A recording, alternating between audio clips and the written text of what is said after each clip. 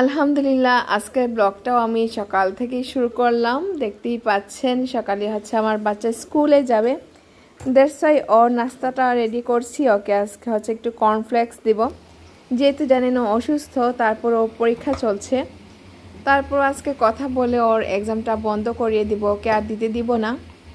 So এই তো ওর নাস্তাটা রেডি করছি, দেখতেই পাচ্ছেন। দুধটা একটু গরম করে নিলাম, একটু কর্নফ্লেক্সটা দিয়ে দিব ক্যালগসের। দেন হচ্ছে আমার রান্না বান্না যা করি প্রতিদিনের মতো সেইটাই করে নিব। আজকে রান্না করব রুই মাছ, হচ্ছে আদা জামির টক, অ্যান্ড হচ্ছে লাউ ভাজি ডাল দিয়ে অ্যাজ ইউজুয়াল যেটা করি আমার বাচ্চাদের পছন্দের, অ্যান্ড হচ্ছে আলু ভর্তা। এখন আমি হচ্ছে রুটিগুলা সেঁকে নিব। আগের রাতে খালা এগুলা রেখে যায়, কারণ সকালে আসতে খালা লেট হয়ে যায়।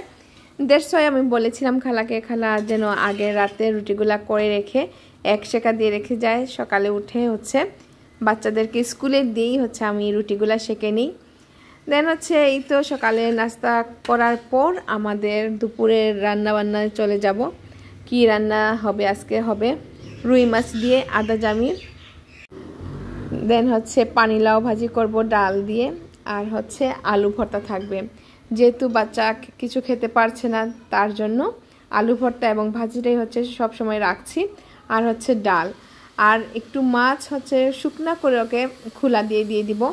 আর এই যে দেখতে পাচ্ছেন সেদিনের আদা জামিটা আমি বের করে নিয়েছি, এটা ভালো করে লবণ দিয়ে ধুয়ে প্রসেস করে দেন হচ্ছে আমি রান্না করব। আর এই যে লাউটা ভাজি করে নিব, দেখতেই পাচ্ছেন এটাকে বের করে লবণ দিয়ে কচলিয়ে ভালো করে ধুয়ে নিতে হবে, তাহলে তেতো ভাবটা চলে যাবে।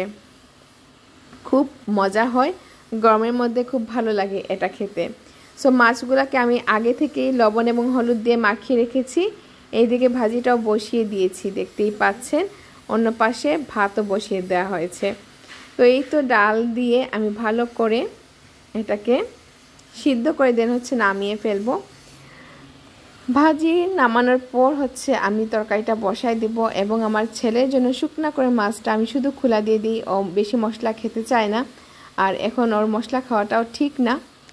দ্যাটস ওয়াই ওকে হালকা করে খোলা দিয়ে দিব। দেখতেই পাচ্ছেন আমি খোলা দিচ্ছি সব মাছ। এই থেকে 2 পিস আমি ওর জন্য রেখে দিব, এবং ভাজি থাকবে আর হচ্ছে আলু ভর্তা। তো এই তো ছোটো একটা ব্লগ আমি শেয়ার করলাম। যদি ভালো লাগে অবশ্যই শেয়ার করে দিবেন, অবশ্যই কমেন্টে জানাবেন। পেজ হলে ফলো বাটনটা প্রেস করে লাইকটা অন করে দিবেন, এবং ইউটিউব চ্যানেল হলে সাবস্ক্রাইব করে দিবেন। অবশ্যই আমাকে কমেন্টে জানাবেন আমার রান্নাগুলো, আমার ব্লগগুলো বা ভিডিওগুলো আপনাদের কেমন লাগছে। যদি ভালো লাগে আলহামদুলিল্লাহ। তো আমাকে জানাবেন, আপনারা ভালো থাকবেন, আমার জন্য দোয়া করবেন, আমার বাচ্চাদের জন্য দোয়া করবেন। আমি কিভাবে রান্না করছি আদা জামিটা সেটাও শেয়ার করছি। তো দেখতে থাকুন। আল্লাহ হাফিজ, কথা হবে অন্য কোনো ভিডিওতে। বাই।